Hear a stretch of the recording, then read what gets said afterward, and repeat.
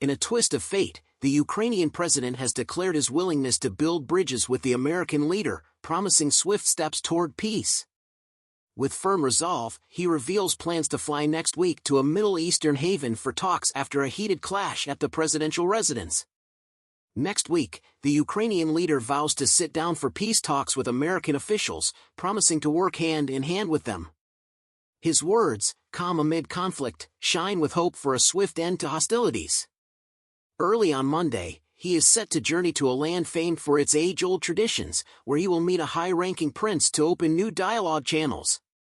His team, bearing the weight of his people's hopes, will stay behind to negotiate with American partners under a vast desert sky. Will the sands reveal secrets of a true truce?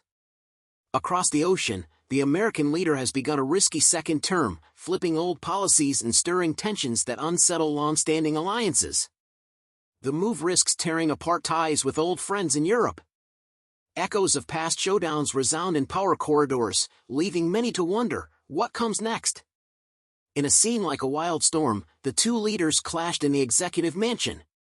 Sharp words and burning stares filled the room as they exchanged heavy blows in a debate that was both public and personal.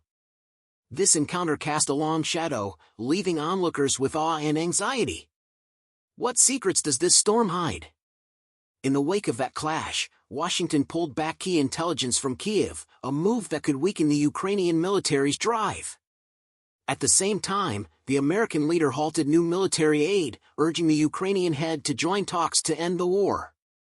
Such actions stir a pot of uncertainty. A top national security advisor said plainly, "We have taken a step back." Meanwhile, European leaders gathered urgently to sketch plans for boosting defense funds. In heated talks, ideas were exchanged to free billions for security, each were heavy with the time's weight. Could this spark a new start? During a brisk Thursday meeting, the Council of 27 Nations agreed on new spending ideas to unlock funds for defense. They eased strict budget rules, letting willing countries boost their military funds. They also urged their central body to find ways to help every nation spend more on defense. The mood was tense yet hopeful.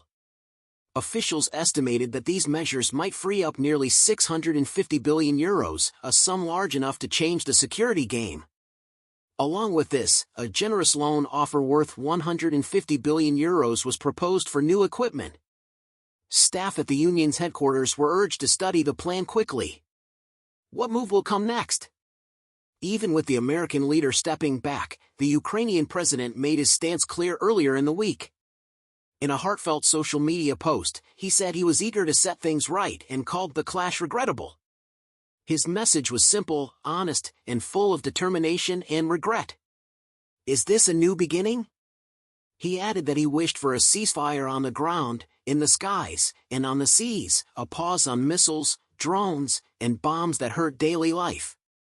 If the opposing side agrees, he is ready to see these vital steps begin right away. The promise shone like a sudden beam in darkness.